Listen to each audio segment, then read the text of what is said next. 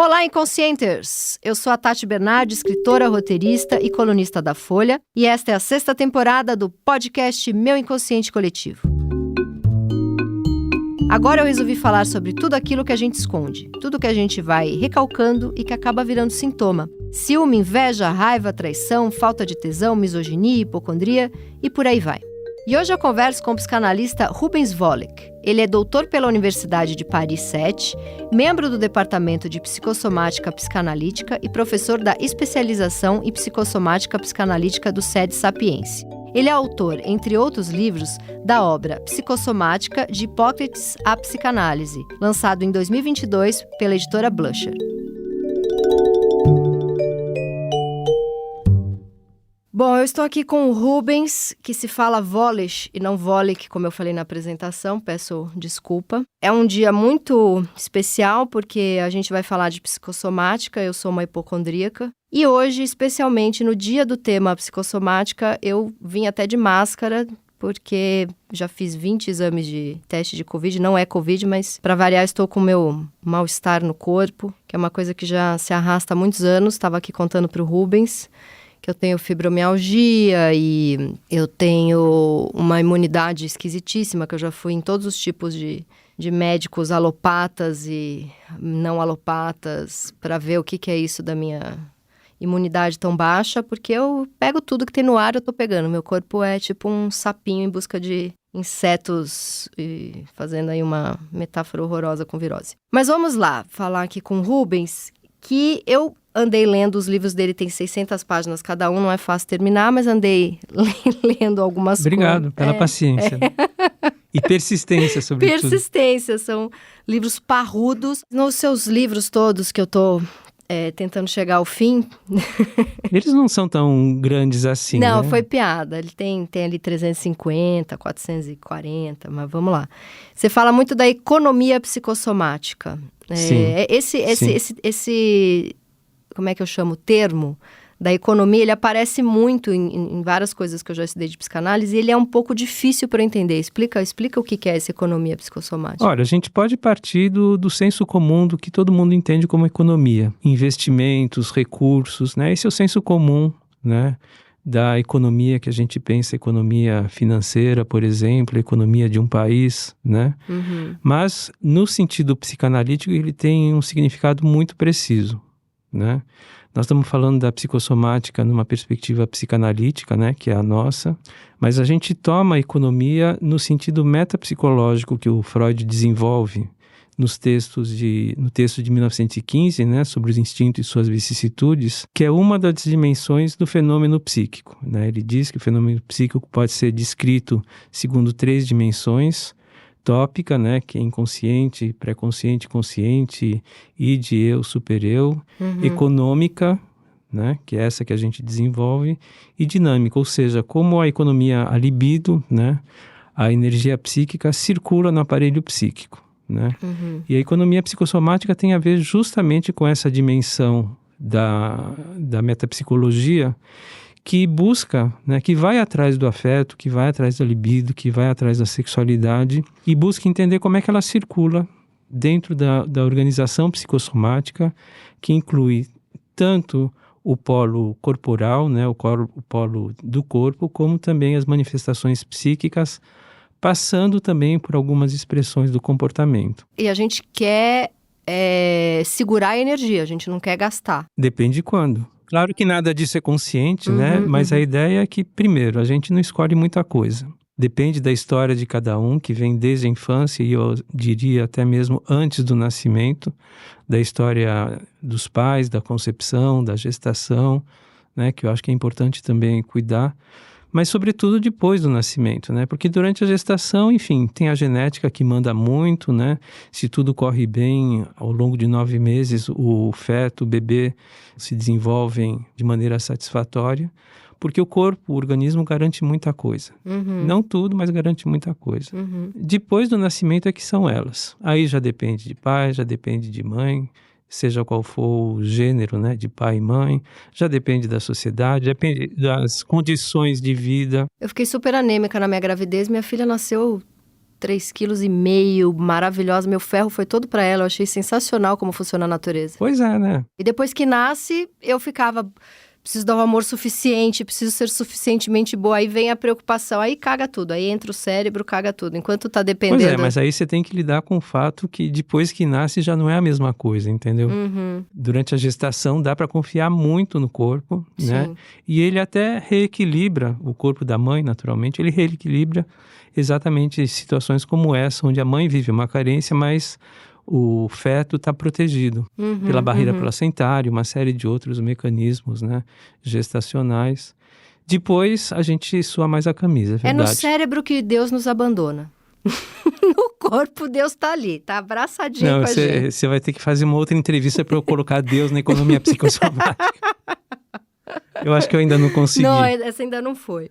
Mas quando a gente pensa em recalque, como é que funciona essa economia psicossomática? Então, recalque não é para quem quer, é para quem pode. Vamos começar por aí? Sim, né? Senão a outra opção é ter um...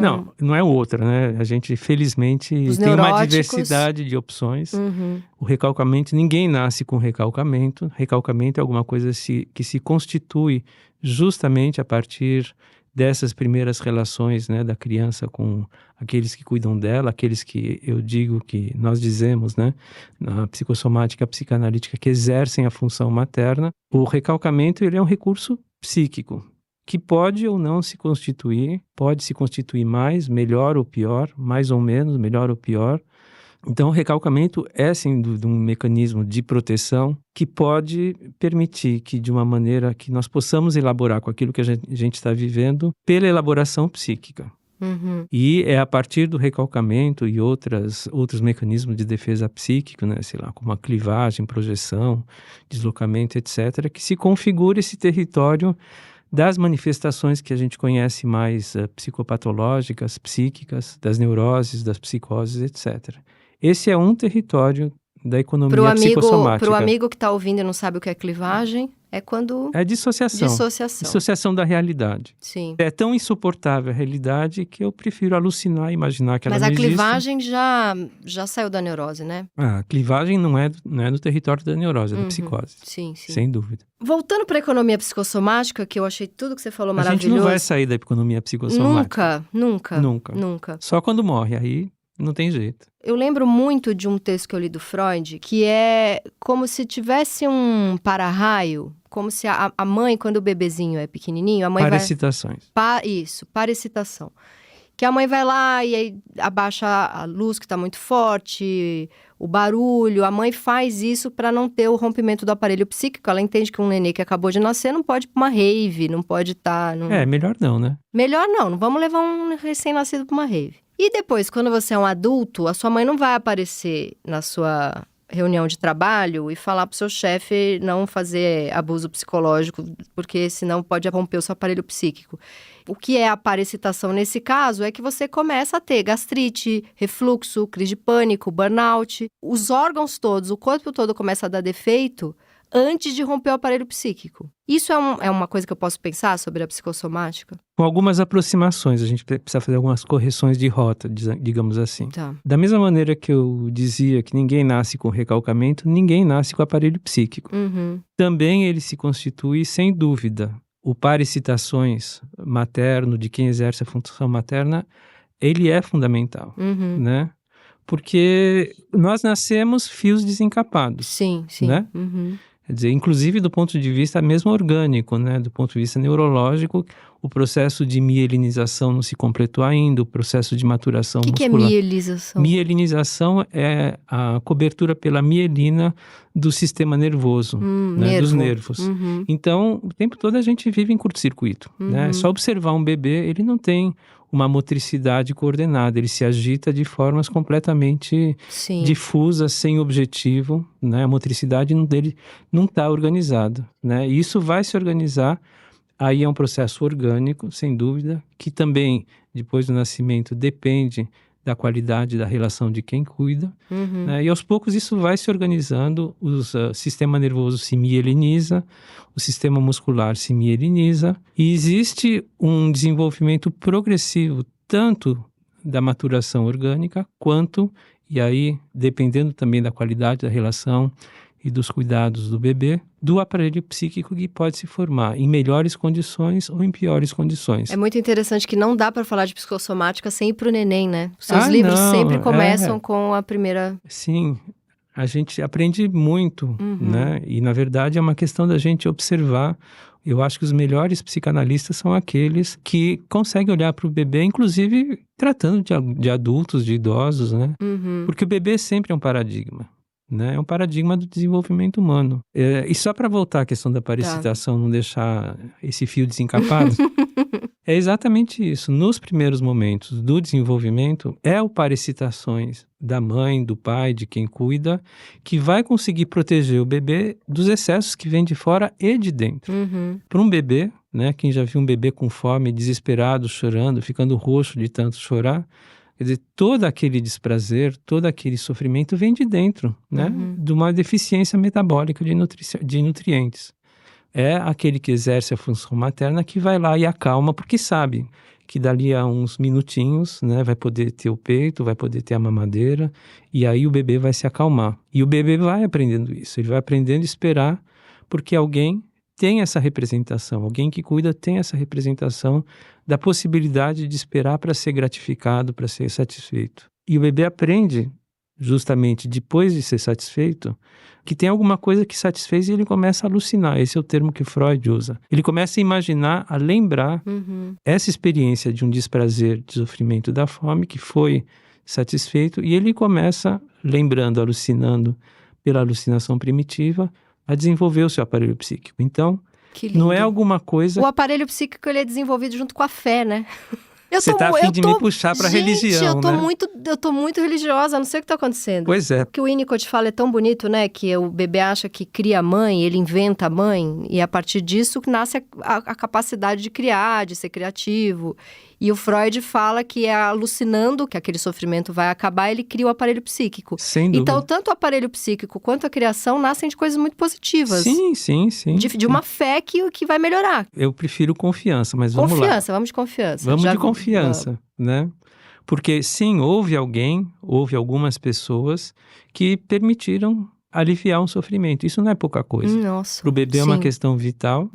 Quem não tem isso, né? São os casos de hospitalismo que o René Spitz descreve, né? De guerra. De guerra, é um clássico, né? E que vale ainda, continua, infelizmente, é o que a gente observa, inclusive, entre os Yanomamis, quer dizer, tem a desnutrição, né? Mas não é só a desnutrição, é o abandono mesmo, né? Sim, mas ali é social, né? Não é um abandono de mãe. Sim.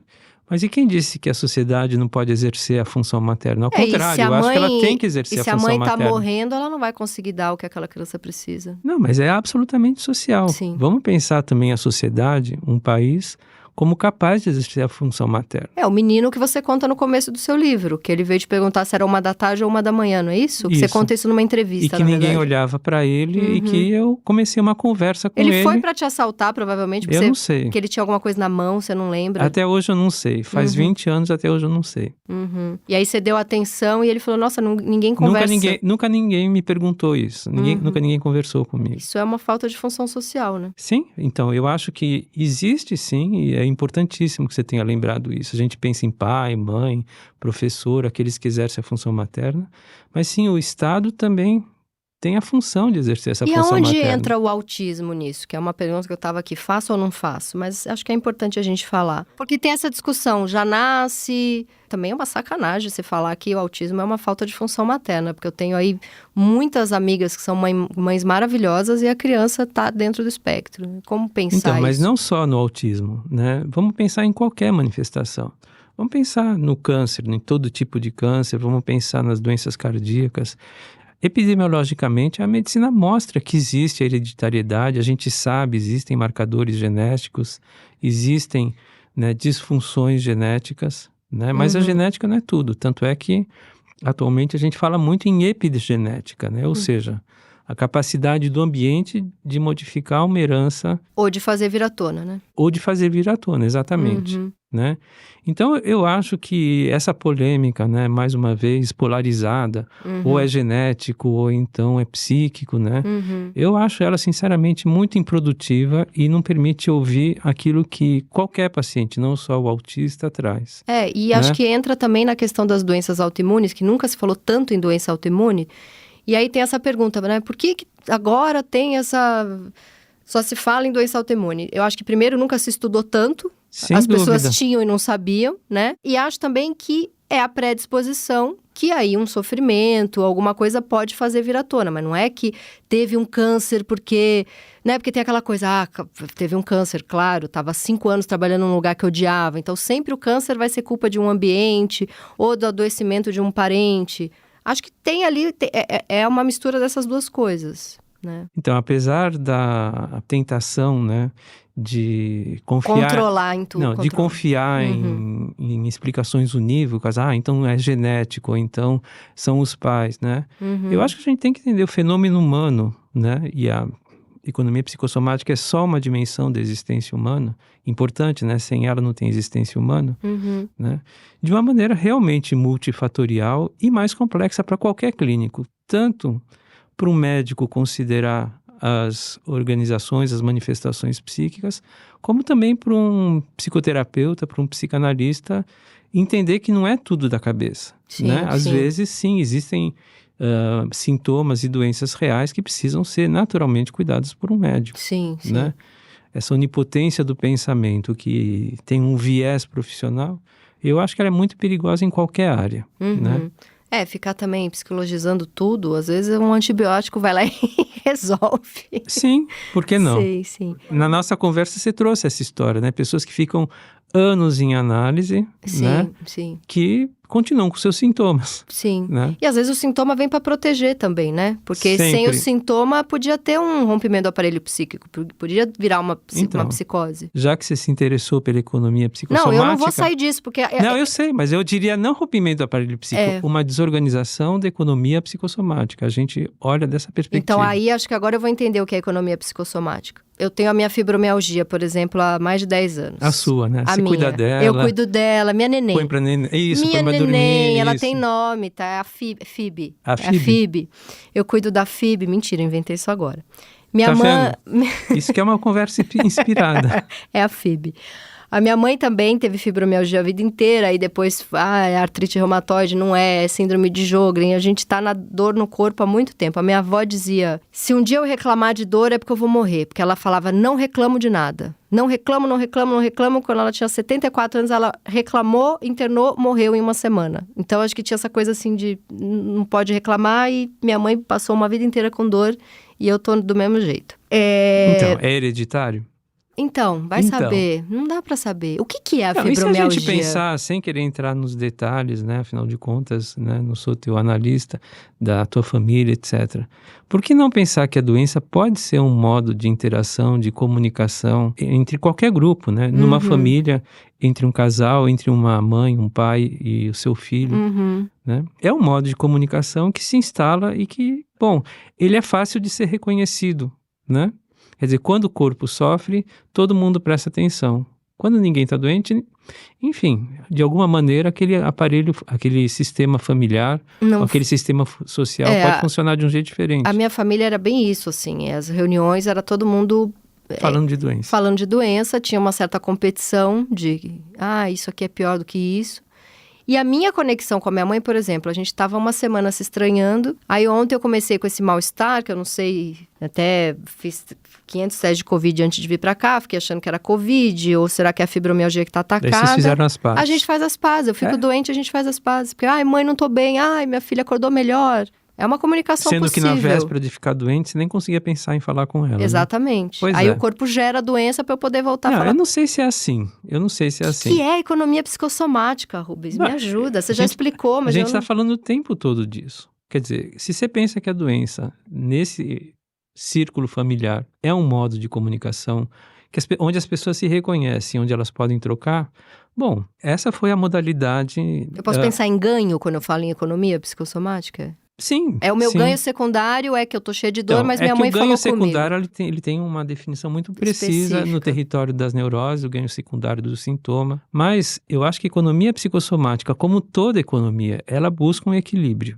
Então, mesmo quando existe um sintoma orgânico, uma doença orgânica, sim, eu acho que dá para pensar que é uma tentativa dessa economia psicossomática alcançar um equilíbrio.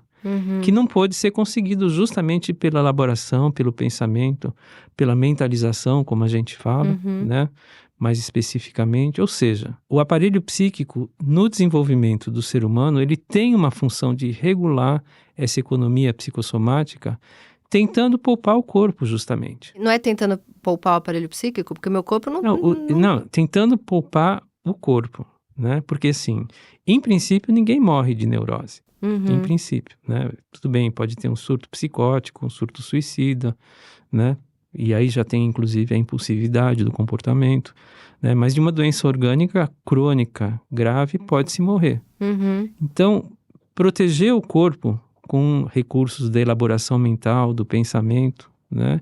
É uma das formas de tentar organizar essa economia psicossomática num patamar onde a gente pode lidar com os conflitos, com as dificuldades da vida, dificuldades amorosas, relacionais, profissionais, de uma maneira mais organizada, né? O exemplo que, inclusive, eu dou no meu livro, né, muito simples, né, de uma pessoa que é demitida de uma maneira injusta, que escreve uma carta, que vai lá e conversa com, né, a pessoa do RH, por exemplo, né? Uma outra que não consegue escrever essa carta, não consegue pensar a respeito, não consegue entender, que sai batendo a porta, né? Chega no estacionamento, quebra a antena, chuta o carro do RH.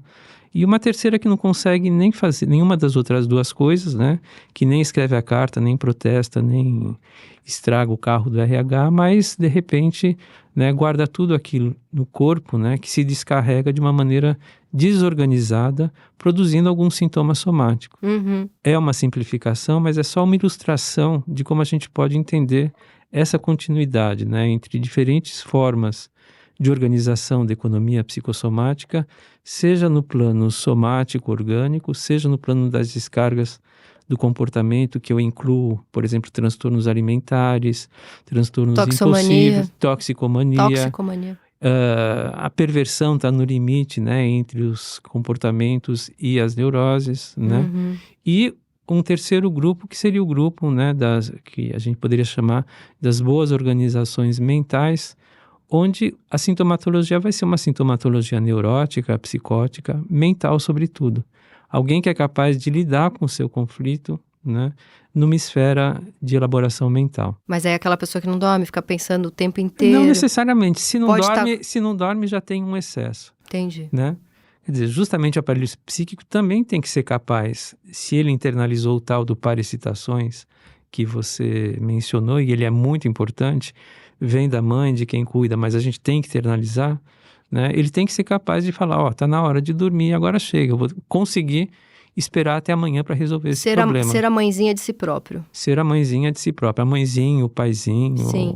Para mim é difícil entender, porque se eu acho que virou sintoma e foi pro corpo, eu acho que já tá causando mal para a pessoa. Não era melhor ela ter explodido, feito a carta pro RH, chutado o carro? Era melhor do que tá, sei lá, com uma dor crônica. É por isso que eu falei. No sentido de poupar o organismo, sim. Sim, no sentido de poupar o organismo. Mas aí chama economia psicossomática, como se ir pro corpo fosse algo bom. É isso que para mim é difícil. Não é bom, é o que é possível. Então a economia não... É o que temos para hoje, entendeu? Entendi. É o que é possível. Infelizmente, é nesse nível que a economia psicossomática vai buscar se organizar. Caso ela consiga. Entendi. Caso ela consiga. Entendi. É o que dá para fazer de bom com o que já deu de ruim. Exatamente. Essa talvez seja uma definição, porque eu ficava tentando... Porque fala economia psicossomática, parece que o corpo se organizou inteiro para chegar numa economia boa. E essa economia boa é justamente padecer de alguma coisa. Por isso que não fechava a conta para mim. Mas sabe por que não fecha a conta? Né? Porque tem uma certa distorção, viés compreensivo, cultural, que acha que psicossomática é só aquilo que atinge o corpo. A ideia, né, da proposta da psicossomática psicanalítica é justamente entender a continuidade que existe entre o que acontece no corpo e o que acontece na mente. a organização psicossomática, o aparelho psicossomático é uma continuidade, né, de funcionamentos onde podem predominar mecanismos mentais, ou então descargas pelo comportamento, ou então até mesmo desorganizações somáticas. Mas é uma coisa só. Quando a gente fala de psicossomática, tem que pensar no psico da Nossa, mas é psicossomática. claro, mas alguém acha que tá com, sei lá, que tem um vício em alguma coisa e é uma coisa do corpo, não é Ué. da mente?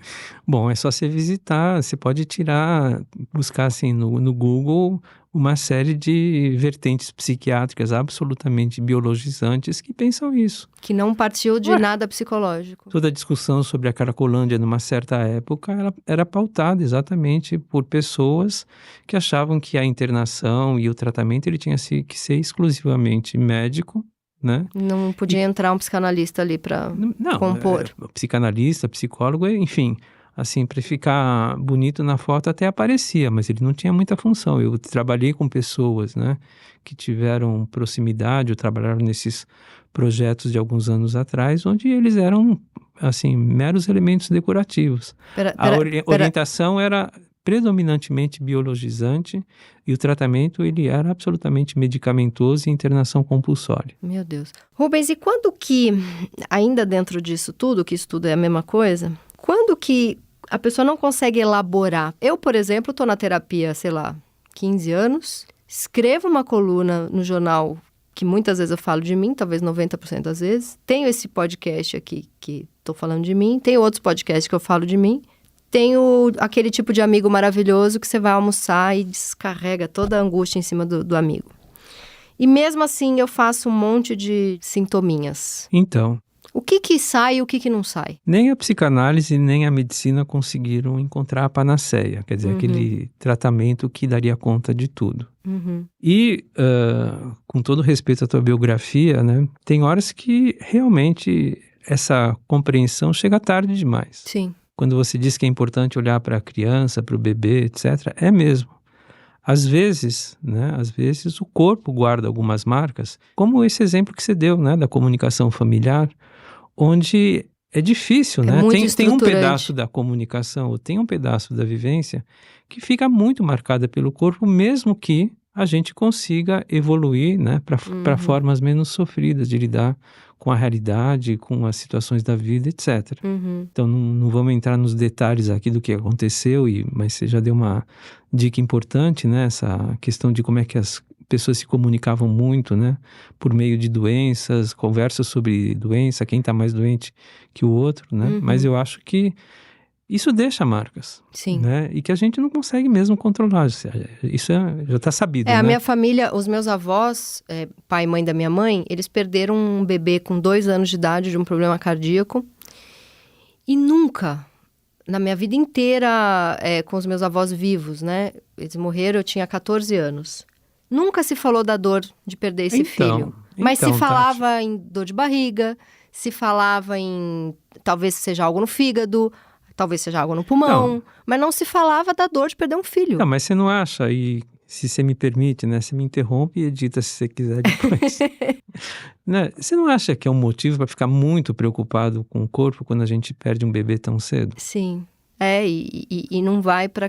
Mas não tinha capacidade ali, né? Era outra época. Imagina, não tinha nem ideia que existia psicologia ali. Eu nem era nascida, minha mãe tinha 5 anos quando aconteceu isso. Né? Então, eu acho que justamente nessas experiências precoces, né, que tem esse caráter traumático, deixam marcas que às vezes são indeléveis, né? Quer dizer, a gente reconhece quando existem acidentes corporais, né? Sei lá, uma pessoa que se acidentou e que fica uma deformidade na infância e pelo resto da vida. Aí não é difícil reconhecer. Mas tem vivências equivalentes, né? Da criança, do bebê, que tem esse mesmo potencial que a gente não enxerga, mas está ali presente. Tinha uma coisa assim, eu lembro, o meu avô, ele andava com gardenal no bolso, porque ele tinha umas crises de angústia tão fortes que ele não saía de casa sem o gardenal. Mas ele não falava minha mãe, eu já adulta, depois com 20 e poucos anos, minha mãe falava, desde que ele perdeu o filho, o bebê, isso minha mãe vendo desde que ela tinha 5 anos, ele nunca mais foi a mesma pessoa, ele andava com esse gardenal, que era o Rivotril da época, acho que até existe o gardenal ainda. Existe. Mas não se falava, não tinha essa conversa, né, de como vamos sobreviver a essa dor. Ia tudo pro corpo, era E o meu avô morreu do coração. É isso que porque eu acho, como as histórias familiares, elas são trágicas e bonitas, né? Porque assim, esse filho morreu dormindo aos 2 aninhos. E meu avô morreu dormindo aos 75. Ele Nossa. morreu igual o filho. Mas você imagina o sofrimento dele por 70 anos na hora de dormir? Sim. É muita dor. E não era falado. E aí vem gerações e gerações sentindo dor no corpo, né? Só que eu tô aqui falando por todos eles e continuo sentindo a dor no corpo. Talvez ainda precise falar muito, né? Sim. E é verdade. Aquilo que não é nomeado, muitas vezes fica no corpo. Inclusive, né, não apenas nomear, olha, meu filho está com fome e apontar para o filho que existe uma solução para aquele sofrimento, né? A fome, às vezes, é O que aconteceu na escola? Brigou com alguém? Eu acho que é isso que... Exatamente. Na minha infância isso não faltou, mas claramente faltou na da minha mãe e dos irmãos, né? Porque essa coisa da nomeação que eu acho tão bonita na psicanálise, que é quando a criança é muito pequenininha e não consegue... Isso que fazem com o bebê, né? O bebê nasce com dor de barriga. Tem toda essa coisa da dor de barriga do bebê, que sim, biologicamente já se comprovou que o bebê tem dor de barriga. Mas quantas 70%... Fenomenologicamente mas quantas 78% das vezes não é porque ele quer o colo da mãe, não é porque ele tá angustiado, porque nascer deve ser um negócio assustador pra uma coisinha daquele tamanho. E aí ficar só nomeando como dor de barriga é tão grave quanto não nomear, né? Exatamente. Como é que você conversava com a tua filha quando ela era bebê? Como é que ela falava com você? Sim, através de sintominhas, porque não tinha fala ainda. Não precisa sintoma. É o bebê corpo. Se mexe, o bebê agita, o bebê olha, o bebê... Enfim, a comunicação do bebê, ela é predominantemente corporal. Sim. E ela vai adquirindo outras dimensões, inclusive a capacidade de falar eu estou com fome, pela nomeação, quando a nomeação acontece. E ela pode acontecer mais ou menos, e o tanto que essa nomeação, e claro, as interações com o ambiente, etc., vai permitindo encontrar palavras para aquilo que acontece no corpo, a criança, o sujeito, precisa menos apelar, né, para as manifestações do corpo para dizer o que ele está vivendo, o que ele está sentindo. Sim. Uma criança já não precisa chegar no extremo de se despedaçar, de se debater, de ficar roxa chorando porque está com fome. Simplesmente dizer, eu estou com fome. Sim. E todo mundo entende. No começo é uma angústia para o pai, para a mãe, né? Entender por que aquela criança está chorando. E depois é um aprendizado mútuo, né? Porque os pais também aprendem muito com a criança. Mas é importante nomear, por exemplo, eu estava no restaurante com a minha filha esse final de semana, daí na mesa ao lado tinha uma menina, minha filha tem 5. Na mesa ao lado tinha uma menininha de 1 ano e meio, assim, que ela era muito linda. E ela tava doida olhando pra gente, assim. Minha filha tinha levado uns brinquedinhos, então ela tava doida olhando pra minha filha. E a menina era muito linda, eu olhei, assim, dei um sorriso pra menina. Vi que na hora que eu dei o sorriso, a minha filha fechou a cara, porque ela é super ciumenta. E a gente tava terminando de almoçar e ia tomar sorvete. Daí eu paguei a conta, eu falei, e aí, quer ir lá no sorvete? Ela falou, não, que eu tô com muita dor na barriga. E só que ela ficou a manhã inteira falando do sorvete, né? Eu falei, Rita, será que essa dor de barriga não é que você ficou com ciúme da mamãe, que ficou olhando pra menininha fofa? E aí ela, não, porque eu já expliquei pra ela o que é ciúme, porque ela é muito ciumenta. Eu falei, assim, só te lembrando que você é a coisa mais importante da minha vida, que eu mais amo. Eu achei a menininha muito bonita, mas não sei nem o nome dela. E você, pra mim, é a menina mais linda do mundo. Ela olhou pra mim e falou, eu quero sorvete. Eu acho que é isso, porque senão fica tudo... Eu não quis tirar o fim da tua história, mas eu já tinha imaginado. Porque senão tudo vira dor de barriga, né? Claro. É muito interessante como eu fui uma criança com muita dor de barriga. Tudo pra mim era dor de barriga. Tive até, com 20 e poucos anos, eu tratava síndrome do intestino irritado e era, assim, insuportável. Tudo que eu comia me dava diarreia, era uma dor de barriga sem fim. Eu tinha dor de barriga todos os dias.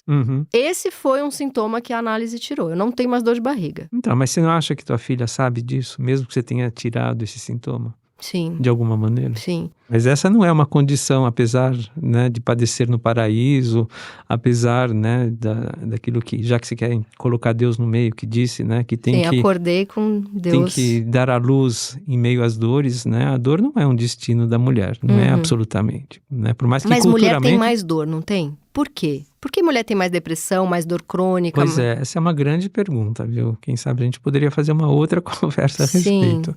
Mas é fato, né? É fato que epidemiologicamente realmente fibromialgia, depressão, muitos... mas eu não excluiria justamente esses fatores socioculturais, Sim, porque a entendeu? mulher está conseguindo se colocar agora, né? Exatamente. Demorou né? muito tempo para a mulher falar, para viver a sexualidade dela, para falar o que sente, para Sim, poder... Sim, sim. Eu, já em 2023, né, nova onda feminista aí rolando há mais de 15 anos, eu, se sou assertiva, que é essa palavra que tá na moda, falar que homens podem ser assertivos e mulher não, eu saio da reunião, tipo, ela é uma vaca. O homem sai da reunião, tipo, nossa, como ele organiza a equipe, né? Ele fala o que pensa, ele é direto. Eu sou uma filha da puta. E eu sofro com isso, porque eu tenho esse meu jeitinho não muito, sei lá. Então, mas você está vendo aí como, mais uma vez, né, dentro daquilo que a gente estava falando, né, a questão da função social materna, função materna social. Quer dizer, tem uma cultura aí, né, que há séculos coloca a mulher num certo lugar, e é claro que isso fica impregnado nas relações Sim. familiares, de gênero, né? A mãe tem que ser mãe o tempo inteiro, não pode ter vida sexual, não pode ter ambição profissional, porque senão ela não é boa mãe. Tem isso, Então. né? E o pai pode viver todos os desejos dele. Quer dizer, tem aqueles que buscam na genética, né, a explicação de por que as mulheres têm mais dores, mais doenças, etc., né? E aqueles que também podem buscar, não só na genética, mas entender como nós vivemos numa cultura que, apesar de todos os discursos, continua sendo muito opressiva para as mulheres. Muito, muito. E olha que assim, ó, tô aqui, Zona Oeste de São Paulo, acho que é o lugar mais moderno para se morar no Brasil hoje, é a Zona Oeste de São Paulo. Eu imagino como que é pro resto do Brasil, assim. Se eu passo por isso, né, de ouvir coisas do tipo... Não, recentemente eu passei por uma, eu amo que eu exponho mesmo, que é pra melhorar da fibromialgia. Recentemente eu passei por uma, assim... a minha filha, a gente é muito conectada, a gente é muito grudada, sou muito apaixonada por ela. E a gente faz tudo junto, e fim de semana que eu tô com ela é super grudado. Durante a semana tem 2 dias que eu tiro à tarde pra poder ficar, porque como eu trabalho muito e ela também fica metade da semana no pai, a gente é separado, né? Então, eu já tenho 2, 3 dias sem ela na semana para focar em trabalho. Então, quando eu tô com ela, mesmo sendo uma quarta à tarde, às vezes eu tiro 3, 4 horas da quarta, vou com ela na natação, fico lá com ela. E no dia do aniversário dela, que ela fez 5 anos, eu tava exausta, porque eu fiz toda a festa sozinha. Até por uma questão de um acordo lá, porque o meu ex-marido tinha tratado de outras coisas e tinha... Enfim, foi um acordo nosso, eu falei, deixa que a festa eu resolvo. Ele tinha resolvido outras coisas, ele é um pai muito presente, a gente divide tudo. Então eu tava exausta porque eu resolvi toda a festa, eu vinha de uma semana de muito trabalho, eu já tinha ficado com ela 3 dias, só eu e ela, sem ajuda. E na festa dela chegou aquela turmona da classe e ela foi se divertir com as amigas. E eu chamei amigas minhas que têm filhos também e a gente fez o grupinho dos adultos e a gente fez e tinha o grupinho das crianças, Sim. né? E eu não vou ficar grudada na minha filha na festa dela, pelo amor, isso é até, sei lá, eu quero que minha filha seja dentro da neurose boa, né? Não quero que ela atravesse fronteiras, não quero grudar nela. A neurose nossa de cada dia. A neurose nossa de cada dia, então vai lá brincar, né? E aí uma hora ela brigou lá com uma amiga e ficou meio triste, e ela tem uma amiga que ela ama, e elas brigam, e aí ela ficou meio triste e foi lá pra um cantinho da festa e eu ia lá. E eu lembro eu indo, e eu lembro assim, do meu ex-marido vindo de um lado, minha mãe vindo do outro, né? Então assim, meu ex-marido veio e falou, você deixa a sua filha sozinha na festa dela, você para de grudar na sua filha o tempo inteiro, ela precisa poder viver as angústias dela um pouco sozinha, você não pode viver as angústias por ela. Ela tá muito dependente de você, é a festa dela, ela tá com as amiguinhas. Isso na festa de aniversário, Tati? Ele me puxou e falou, não vai lá. E a minha mãe me puxou e falou, você tá só com as suas amigas, você não tá com a sua filha na própria festa dela, você fez um grupinho das suas amigas e não tá nem aí pra sua filha. Eu olhei e falei, esse povo todo podia ir pra puta que pariu, né? Eu posso ir ali. Agora, veja bem, tua filha faz anos uma vez por ano, né? Sim. Agora, imagina você viver o ano todo, a vida toda, com essa conversa na sua cabeça. Isso eu cortei. Porque assim, é isso que eu digo. Eu acho que eu moro hoje, infelizmente, né? Porque deveria ser assim para todas as mulheres, mas hoje eu moro num lugar que eu fico imaginando o que não é, porque eu venho da Zona Leste de São Paulo, onde as pessoas têm aquelas casinhas, uma do lado da outra, e a tia se mete na vida da prima, que se mete na vida da sogra, né? Era uma coisa meio, uma herança meio de cortiço, assim, que todo mundo mora perto, né? Minha família é italiana, então tem muito Moca, Belenzinho, Tatuapé, e essa coisa da família que tá sempre... Os filhos estão sempre na casa da mãe, que tá sempre na casa da avó. Sim. Eu rompi com isso, porque eu falei, isso aqui vai me deixar louca. Isso é uma grande dor para minha mãe, porque ela vem dessa herança de... A minha mãe, até os meus avós morrerem, ela não passou um fim de semana sem estar grudada nos pais, né? Inclusive, ela perdeu muito com isso. Ela deixou de ter amigos, ela deixou de viajar, ela deixou de ter um casamento que desse certo, não com meu pai, mas de repente com outra pessoa. Porque assim, filho tem que grudar em pai e mãe. E eu rompi com isso, porque era uma coisa bem característica da minha família. E eu fico pensando quem passa por isso todos os dias, de ter uma mãe, uma sogra, um ex-marido que se mete em tudo. Apesar de que eu acho que o meu ex-marido falou ali, ele estava certo. Porque eu acho importante, ele inclusive é o que o Freud fala de ter um terceiro. Sim, porque sim, senão eu sim. embolo na minha filha e vai ficar as duas doidas. Então, ele ter me barrado ali e falado, deixa ela viver a angústia dela sozinha, é a festa dela, vai ficar lá com as tuas amigas. Eu acho que foi uma dica muito melhor. Então, mas nessa história, eu acho super importante essa brincadeira séria que eu fiz com você, né? Que a questão, né, é conviver com isso ao longo da vida. Sim. E não perceber que essa conversa existe, né? Sim. Ali, né, na situação, ela ficou muito explícita para você. Ou então, com a história que você tem com a tua mãe, com o teu marido, teu ex-marido, com a tua filha, você pôde perceber rapidinho. Sim. Agora, muita gente convive com essa conversa sem perceber, né? E eu acho que essa é a questão. Mas sabe o que é, Rubens? Tem a dor de perceber e cortar também. Sempre. Porque é uma solidão. Quem faz muita análise e lê muito e rompe com coisas que são... eu tô tentando falar uma palavra difícil, eu tenho medo que ela não saia. Mas que são psicotizantes, é isso? Rubens, tipo, o que eu tô fazendo aqui? O que essa mulher tá falando?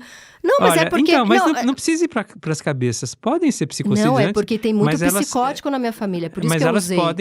Elas podem ser, se você quiser palavra difícil, patogênicas. Patogênicas. E não apenas com a psicose. Patogênicas no sentido de fazer mal. E não, precisa... porque tem psicótico na família, por isso que eu usei. Tanto da parte do meu pai quanto da parte da minha mãe. E eu acho que é essa coisa de nunca ter conseguido sair. Eu tenho um tio que nunca saiu da casa dos meus avós. Os meus avós morreram e ele continuou dormindo no quarto que ele dormia quando ele era criança. E ele é um homem de 70 anos. Ele nunca saiu. Os avós são os mesmos cujo bebê morreu. Exato. E ele é o filho que veio depois da criança que Até morreu. onde a gente pode... Não, e é lindo fazer essa... Eu acho lindo. Tem um aqui... Você não acha interessante? E eu te acompanho, entendeu? Sim. Quer dizer, constatar que alguém incorpora um pouco essa missão. Sim. Né? De ocupar aquele lugar vazio que não pode ser falado. Sim, total. Total, mas aí, assim... Mas onde eu quero chegar é que eu acho que a dor que eu sinto no corpo hoje, aquelas que vai fazer o primeiro episódio do meu inconsciente coletivo que vai chorar. Rubens é bom, gente, eu tô com vontade de chorar. Mas eu acho que hoje eu vivo muito mais a dor de ter rompido do que de ter ficado. Por que eu vou chorar no programa? A pessoa não tá bem. Ai, meu Deus. Porque eu acho que a minha fibromialgia hoje, ela é muito mais a dor de ter sacado isso e ter pulado fora. Porque eu sei que é uma dor para minha família. Será que dá para pensar em dores psicossomáticas de alguém que também percebeu o que poderia gerar uma dor psicossomática? Então, né, justamente para sair desse registro do patológico, do patogênico, apesar de que sim, a medicina, a própria psicologia configura, tem critérios de normalidade e não normalidade, né, patologia, né? Eu prefiro pensar não em termos de doença, mas em termos de desorganização da economia psicossomática, né? Sim, existe uma mudança de sintomas, sim, existe uma mudança de funcionamento, tentando sempre evitar a dor maior. Sim. Né? Então, o que você disse faz sentido, mas a gente não precisa chamar de doença, mesmo que seja uma doença. Sim. O que você está chamando de fibromialgia, que também é uma outra questão, acho que você já teve bastante oportunidade de conversar com muita gente, se existe ou não existe. Mas ninguém resolveu nada. Não, há quem questione a existência da fibromialgia, imagina.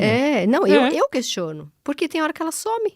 Então, teve um dia que uma amiga falou assim pra mim... Não, eu não estou falando da vivência de dor. A vivência de dor existe. Existe. Mas a categoria muitos clínicos gerais chegam a questionar como se fosse assim um diagnóstico de exclusão. Quando você não meio sabe histérico. Há quem aproxime da histeria, né? Quando você não sabe qual é o diagnóstico, depois de fazer todas as investigações, apesar de terem os critérios diagnósticos, sim, né, da fibromialgia pela clínica médica, mas alguns médicos questionam. Olha, não adianta chegar um paciente e falar que tem fibromialgia. Investiga, Sim. entende. E eu acrescentaria, Faz além terapia. de investigar, não precisa fazer terapia. Estou falando para o médico mesmo. O médico não precisa ser psicoterapeuta se ele não quiser, não foi a escolha dele, né? Mas entender que aquelas dores têm uma história. Uhum. Né? Contextualizar aquelas dores, como você está fazendo exatamente na nossa conversa de hoje. Uhum. Né? E talvez tenha sido por isso que você se emocionou.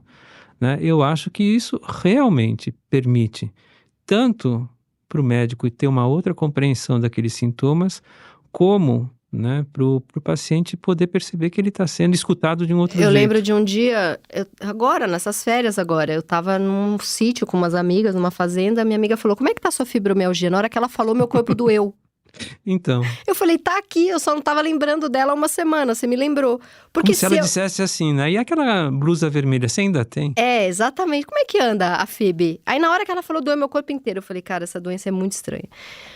Como é que faz, Rubens? Mas você percebe como é inconsciente, como é instintivo? Na hora que ela te chama por esse traço de identidade, você responde. Tá aqui. Tá aqui. Sim. Mas eu não tava pensando. A dor tava lá, porque talvez eu já tenha acostumado com a dor, mas eu não tava lembrando dela. Não sei. Pode ser que sim, pode ser que não, mas não importa. O importante é essa evocação, né? Você é reconhecida por isso e você se apresenta com isso. Sim. Para ser reconhecida. E durante muito tempo foi a crise de pânico, né? Escrevi livros sobre isso, dei entrevistas sobre isso. A hora que melhorou o pânico, veio a fibromialgia. Isso, né, chama justamente variação sintomática, né? Oscilação sintomática. E é a mesma economia psicossomática da Tati, né, que ora respondeu de um jeito e ora respondeu do outro, porque se modificou, alguma coisa se modificou. O pânico estava num lugar, ele se transformou, acho que essa palavra é melhor, né? Ele não desapareceu, ele se transformou e, quem sabe, se manifestou por meio do que se chama de fibromialgia. E assim, voltando para essa palavra da economia, que ela me pega, eu não consigo sair disso, a gente às vezes está economizando para fazer uma viagem, a gente está economizando para comprar uma casa, a gente economiza para fazer algo que a gente quer muito, né? Ou alguma coisa relacionada a prazer. Às vezes não, às vezes tem gente que faz economia porque precisa fazer uma cirurgia, mas enfim, tem um futuro, tem uma meta, né? Eu fico, assim, a pessoa que faz essa economia psicossomática, ela tá economizando para não ficar mais doente, para não ficar psicótico? É aí que pega para mim. Mas a economia, o termo economia psicossomática não significa poupança, como você está falando, né? Quer dizer, não é uma questão de... Sim, a gente fala, como eu falei, de reservas, de trocas, de investimentos fora, investimento dentro, né? Mas de todas as dimensões da existência de cada sujeito, tá? Quer dizer, sabe... Bom, não existe pessoas que têm filhos para velhice, né? Para alguém cuidar deles. Cuidar. Né? Você quer falar em economia, tá poupando para velhice? Eu não sei. Né? Eu não sei. São ajustes, é melhor pensar em ajuste. São modos de vida. São modos de vida. Eu tenho amigos porque eu tenho prazer em ter amigos. Mas eu não tenho dúvida, né, que nas beiradas, o fato de ter um círculo social de trocas, de afetos, de momentos de prazer, eu me decepciono também com alguns amigos, isso acontece, né? Essa possibilidade de circular, né, se você quiser, no sentido que você está dizendo, vai contribuir de alguma forma, vai participar de alguma forma da maneira como eu vou envelhecer, né? As pessoas isoladas, e a gente sabe disso, né? Elas envelhecem com mais dificuldade, inclusive adoecem mais. Sim. Não porque elas não tenham feito uma poupança social de amizades, né? Enfim, elas não fizeram as amizades porque talvez, infelizmente, não foi possível para elas fazer, mas isso tem consequências. Eu não sei se a gente pensa justamente dessa forma, né? Eu vou usar um palavrão aqui, capitalista, né? Vou poupar na minha juventude amigos, saúde, etc., para a minha velhice. Eu não sei se a gente pensa assim.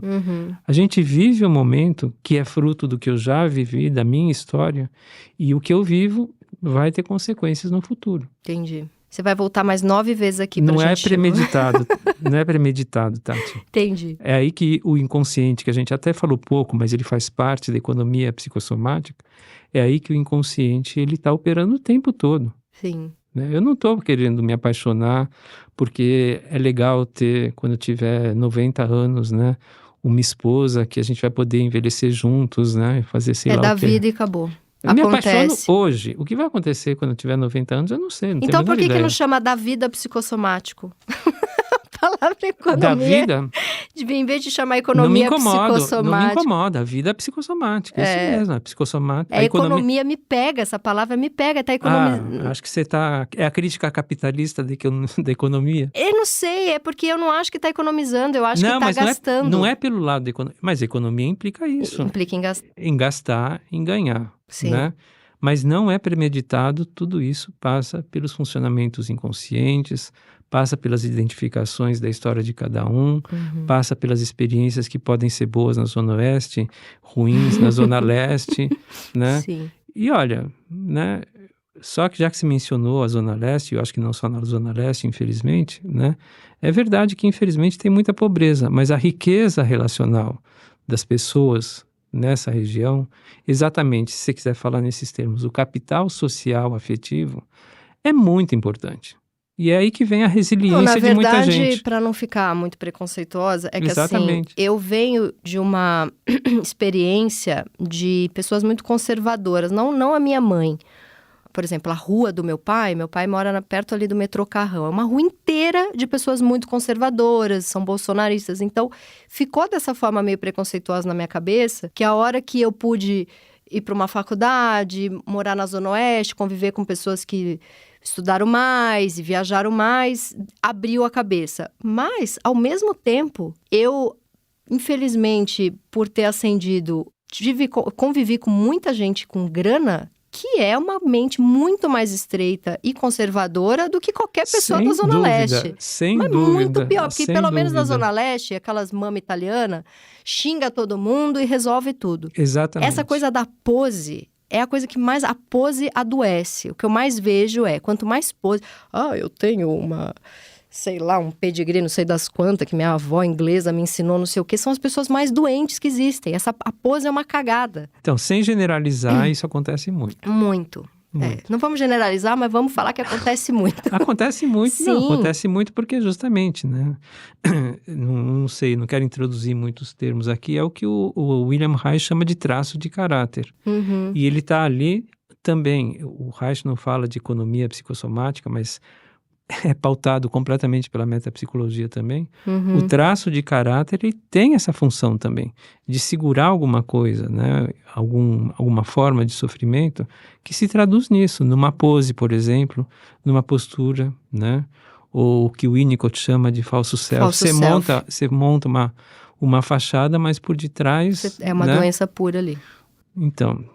Agora eu queria só falar, a gente já deve estar 3 horas aqui, mas a gente vai gravar mais 9 programas. Depois você vai editar. Não, sobre a hipervigilância, eu estava te contando antes da gente começar o nosso papo aqui, né? Que eu sou muito ansiosa em viagem, eu fico muito fóbica com viagem. Já melhorou, já foi bem pior, mas eu fico. Desde que eu me separei, porque como eu fico muito fóbica, ansiosa e com mania de doença em viagem, desde que eu me tornei mãe, eu passei um pouco isso para minha relação com a minha filha. Então, eu fico com muito medo dela ficar doente, eu fico reparando nela o tempo todo e tenho muita angústia de viajar sozinha com ela, porque eu tenho a coisa de, se eu tô muito longe com ela e tem um piripaque, quem é o adulto que vai me substituir? Então, eu criei toda uma rede de fazer viagens perto. Eu descobri, aliás, você que está escutando esse podcast, se quiser dica, eu sei 10 hotéisinhos que ficam 1 hora de São Paulo. Eu deixo sempre alguém avisado, qualquer coisa vai lá buscar a gente, porque eu fico ansiosa em viagem.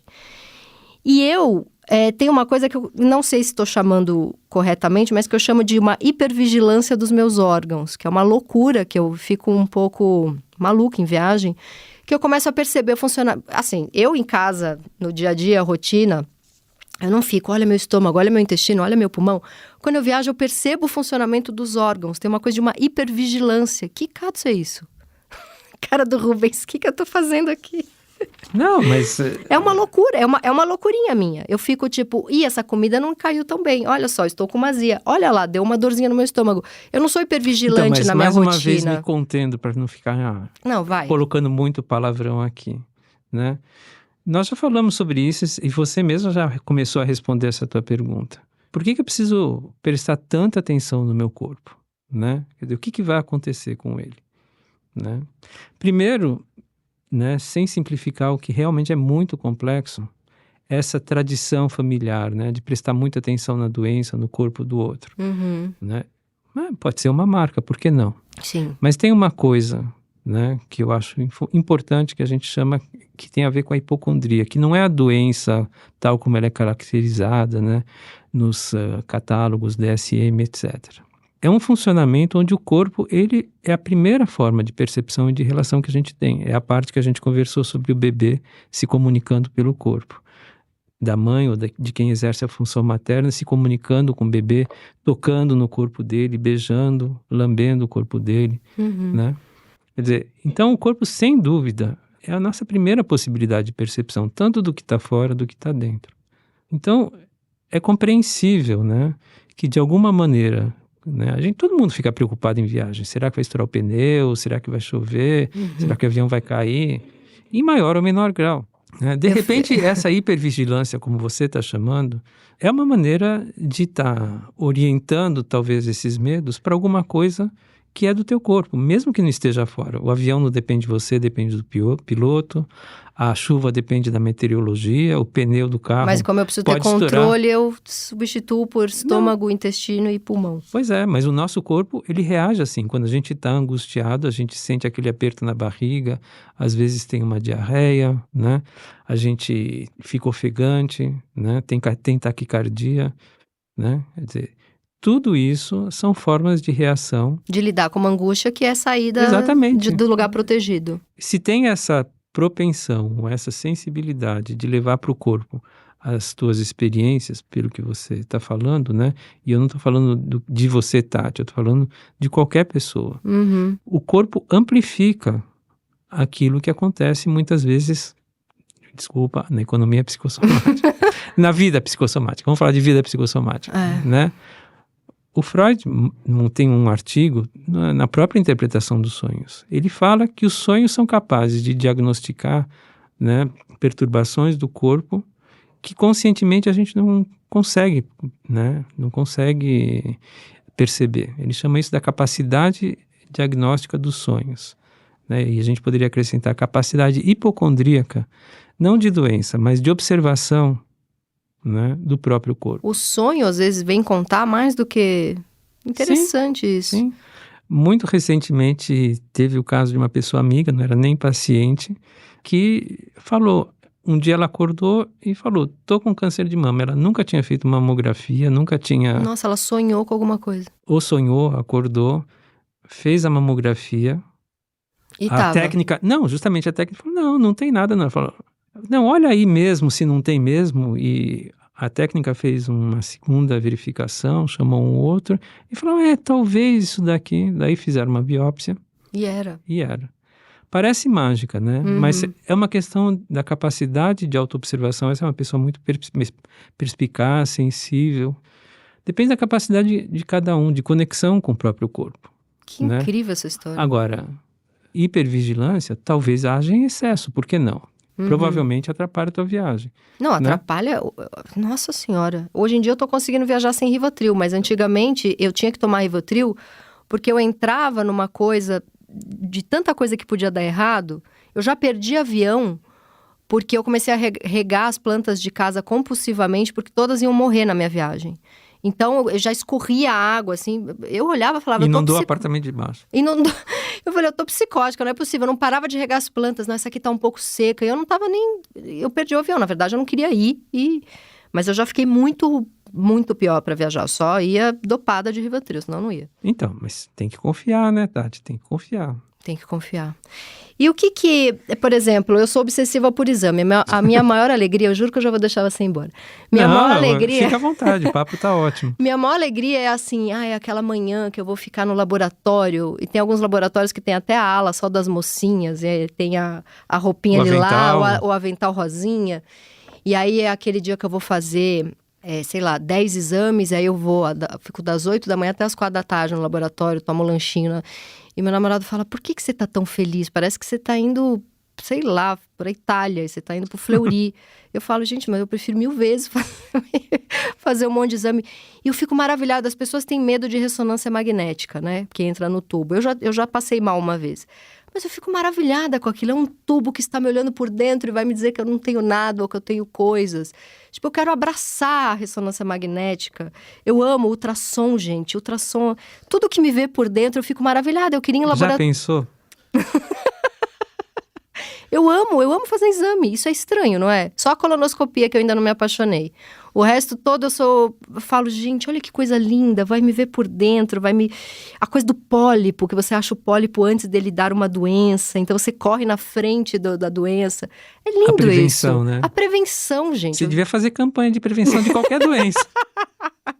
Mas eu sou Você fala isso de uma maneira tão entusiasmada que fica legal. Não, eu sou realmente... Eu vou a cada 6 meses num imunologista. Eu não tenho... Ele é infecto e imuno. Como minha família tem muita doença autoimune, eu fui nele e falei, olha, me mapeia inteira, porque eu devo ter um monte de marcador aí de doença autoimune. Não sei nem se é assim que fala. E ele me mapeou inteira, falou, você não tem nada. Mas quando sai o resultado... E quando eu vou pegar o resultado de exame? Que eu faço 80 e sai o resultadinho, o PDF? Você comemora. E eu vou passando em todos, nota 10 em tudo. Ah, colesterol tá bom. Não, gente, é tipo, passei em Harvard, não sei explicar. Eu sou muito apaixonada. Não, tem limites aqui pra nossa conversa, não vou falar tudo que eu tô pensando. Não, fala tudo que você tá pensando. Vai, não, eu falei da questão da confiança, né? Mas o que está me ocorrendo, eu não sei se você viu na Folha uma reportagem sobre um americano que investe $2 milhões para retroagir a idade dele. Gente, eu não vi isso. Ah, então, mas aquilo parece um filme, na tua visão, talvez seja um filme maravilhoso, entendeu? Para mim é um filme de horror. De horror. Ele conseguiu justamente desenvolver marcadores, né? Testes, exames, métodos de nutrição, de saúde, etc., para justamente não só evitar o envelhecimento, mas para retroagir a idade cronológica, né, das células. Que loucura. $2 milhões. E ele fala assim, não, eu fico tranquilo. Antes eu era angustiado. Eu não estou preconizando isso para você. Hein? Não, primeiro, não sei se sim. você tem $2 milhões. Nossa, não. Então, mas assim, ele fala assim, olha, eu faço os exames dizem o que eu tenho que fazer, eu não tenho que me preocupar com mais nada. Né? Eu vivo pautado por esses exames. Gente, tá na fase anal, esse aí... Cadê o desejo? Cadê o desejo? Sim, e cadê a confiança? Eu quero comer um hambúrguer. Ah, não. Carboidrato, né? Tem muita gordura trans, não sei mais o quê. E o desejo, onde é que fica? Sim. Ali é o próprio retrato, assim, é um filme de terror. De terror. Né? É a pessoa de alguém que está abrindo mão do seu desejo em nome, narcisicamente, de retroagir a sua idade. E, bom, eu não sei se ele está conseguindo ou não, a reportagem diz que sim, ok. Não fui mais atrás de outras informações. Mas dá uma olhada na Folha de ontem. Nossa é um filme senhora. de terror, na minha opinião. Nunca mais Agora, vou ficar talvez feliz você ache no fascinante, Fleury. entendeu? Talvez você ache fascinante. Mas você sabe, eu já contei isso aqui também. Quando os meus avós morreram, o pai e a mãe da minha mãe, eles morreram relativamente novos, assim, bem novos, né? 74. E eu lembro de perguntar para minha mãe, porque minha avó morreu de uma cirrose e meu avô morreu de uma questão no coração. E eu lembro de perguntar para minha mãe, eu tinha 13, 14 anos, mas mãe, por que eles morreram? Minha mãe falou, morreram porque o plano médico era ruim, porque a gente é pobre. Essa frase ficou, morreram porque eram pobres. E eu acho que em parte ela tinha razão. Não, ela tinha razão, porque a coisa que mais me irrita, Rubens, é os meus amigos da minha idade que têm avô. Me irrita, eu falo, esse desgraçado com 99 anos de idade, que plano médico que tem esse desgraçado que tá vivo ainda? Porque eu tenho inveja, porque os meus avós eram maravilhosos, eu queria eles vivos. Então, e os meus amigos mais ricos são os meus amigos que têm até bisavô. Eu falo, que desgraça de plano médico é esse, que esse cara tem bisavô? Eu fico uma mágoa disso. Então, tá vendo como existem falhas da função materna social? Sim. Por que só quem tem dinheiro pode ser cuidado? É, exatamente. Mas isso virou uma obsessão pra mim, porque eu falei, o primeiro dinheiro que eu ganhar na vida, eu vou dar plano médico bom pra minha mãe, pro meu pai, pra mim, pra minha filha, todo mundo vai ter acesso. O que é uma cagada, porque assim, isso deveria ser todo mundo, né? Não deveria ser, eu sou uma bolha privilegiada com... Mas eu vou te falar, uma das coisas que eu tenho que me dá confiança na vida é o meu plano médico, porque eu fui ensinada lá criança que senão morre todo mundo, né? E a gente fica numa bolha de... Infelizmente no Brasil isso é bastante verdade. Sim. Tem gente que morre por falta de assistência adequada. Não vou dizer assistência médica. O meu avô- Felizmente, o SUS é maravilhoso, mas ele não pode oferecer tudo que Sim. seria necessário. Não tem dinheiro, não tem espaço, não tem. O meu avô estava se sentindo mal, foi num cardiologista, o cardiologista viu que ele estava infartando e, em vez de internar ele, pediu um exame para dar ali uma semana. Ele morreu naquela noite. Se ele tivesse internado naquela noite, ele teria vivido mais 20 anos. É muito triste isso, né? Todo mundo tem histórias desse tipo para contar, inclusive quem, né? Porque os planos médicos, sem dúvida, permitem acesso a uma saúde mais avançada, de mais qualidade, mas também pisam muito na bola, né? Depois, na hora que você mais precisa, muitas vezes, até você conseguir fazer alguma coisa, não dá tempo, porque o plano médico não responde e o paciente morre, né? Sim, é uma sacanagem. Mas não vamos terminar para baixo, não. Vamos Não, ver uma vamos última lá, pra pergunta. cima. Vamos ver uma última pergunta para a gente terminar para cima. Vamos ver. Vamos falar da histérica para encerrar. Encerrar com o começo. Vamos encerrar com o começo. É verdade, a histérica ajuda a gente a terminar para cima. Tem que ter alguma vantagem, né, Tati? Tem. Sabemos que não é fácil. De perto ninguém é normal, mas tem gente que é mais animada quando não é normal. Exatamente. Sabemos que não é fácil ser histérica. Queria mandar um beijo para mim mesma. Mas assim, você acha que a histeria foi a primeira doença psicossomática estudada? Você acha que começou? Você acha que a psicanálise começou com uma doença psicossomática? No sentido que nós estamos conversando aqui, eu diria sim. Apesar de ela ser muito bem caracterizada pelo Freud como neurose, fazia parte das psiconeuroses de defesa, foi daí que o Freud começou, né? E o Freud mesmo nunca se dedicou à psicossomática. Se ele falou 3 ou 4 vezes esse termo na obra dele, né? Ele não estava preocupado com isso. Ele estava realmente preocupado e tinha muito para fazer. Foi o Winnicott que falou mais? Quem que falou mais? Muita gente fala. Que Tem o vem Winnicott, tem o Pierre Marty, depois Ferenczi. Foi graças ao Ferenczi que a gente está conversando, Sim, sem dúvida. Sim. Que chegou para o Freud, mas deixa eu responder primeiro a da histeria. Vai. Então, no sentido que a gente está falando, sim, eu diria que, não sei se a primeira, mas a histeria foi uma oportunidade que o Freud teve de pensar as relações entre o psíquico e o somático. Só que ele olhou mais para o psíquico, como ele fez para as neuroses. Compreensivelmente, né, ele tinha muito para criar, felizmente ele criou, graças a ele também que nós estamos aqui. Sim. Mas, paralelamente a isso, e essa é a história menos conhecida, o Freud construiu também, desde o começo, uma teoria sobre o corpo, sobre as relações corpo e mente. Só que o que aconteceu? Ele também estava desenvolvendo a psicanálise, que é um método de cura pela palavra, da associação livre, dos sonhos, dos lapsos, que são todas manifestações representativas. E para isso, né, o tratamento psicanalítico, a técnica psicanalítica, tem muitos recursos e funciona. E ele constatou que com essas manifestações, como a neurose de angústia, só para comparar, onde a predominância é de manifestações somáticas, que são descargas diretas no corpo, que não passam pela elaboração de um conflito psíquico. A psicanálise não teria recurso, segundo Freud, de tratar pelo método psicanalítico. E aí veio Ferenczi, como você lembrou muito bem, e puxou um pouquinho as mangas do Freud, né? Porque ele fazia muito isso. Escuta, Freud, legal, estou entendendo por que você não quer tratar, né, as doenças orgânicas, né, as descargas somáticas, sintomas somáticos não histéricos com a psicanálise. Mas você percebeu que você fez uma teoria do corpo maravilhosa que estabelece... Você não está querendo ir na sua própria teoria, o Ferenczi falou para ele, né? Você não está querendo abraçar a própria coisa que você criou. Exatamente. Além das questões transferenciais, das relações institucionais, das picuinhas institucionais entre o Ferenczi e o Freud, eu tenho certeza que o Ferenczi carregou uma mágoa do Freud com relação a isso. Mas aí o Ferenczi falou, olha, você não vai fazer, eu vou fazer. Daí ele criou alguns conceitos, ele propôs a modificação do dispositivo, né, do enquadre psicanalítico, ele propôs prestar atenção no corpo do paciente, ele propôs algumas técnicas, vamos falar mais rápido, né? Algumas técnicas que a gente poderia chamar de mediadoras, o relaxamento, né, a neocatarsis. E aí a gente pode, quem sabe, ouvir de um outro jeito, trabalhar de um outro jeito com esses pacientes que têm doenças orgânicas e não neuróticas.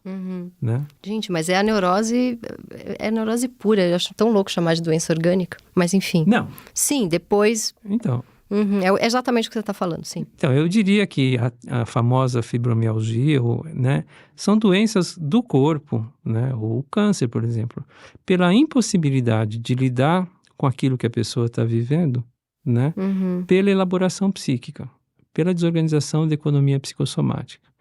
É claro que, bom, a gente está começando a falar disso nessa primeira vez, nessa única vez, Rubens talvez. vai ter que vir 10 vezes aqui. Mas é uma compreensão que amplia muito os recursos clínicos, né? Tanto da psicanálise como, inclusive, dos profissionais de saúde. É por isso, voltando à ideia inicial, que a gente trabalha com fisioterapeutas, com nutricionistas, né?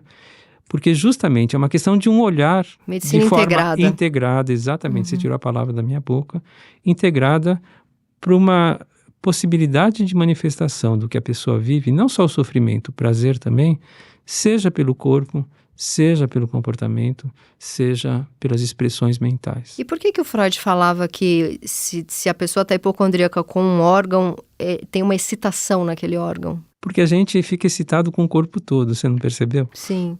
Mas o que? Então, ele não falava só isso, ele falava... A gastrite está com tesãozinho no estômago mas bloqueado. A excitação não é só tesão, excitação é dor também. Sim.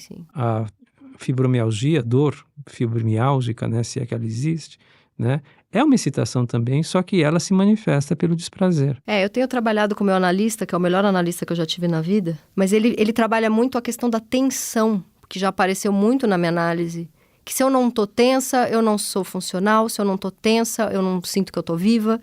Então, esse corpo que dói de tensão é um jeito de estar no mundo. A gente trabalha muito esse tema da tensão. Então, a tensão pode ter a ver com a tal da hipervigilância, né? Exatamente. Mas aí que tá, né? É uma tensão que, se ela fica excessiva, ela pode ser foco de dor, ela pode ser fonte de dor. E de doença também, porque minha imunidade cai, eu pego tudo que tem. E de doença também.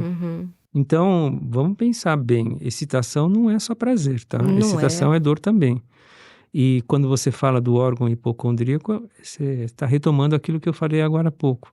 É essa capacidade de todo o corpo experimentar prazer e desprazer, né?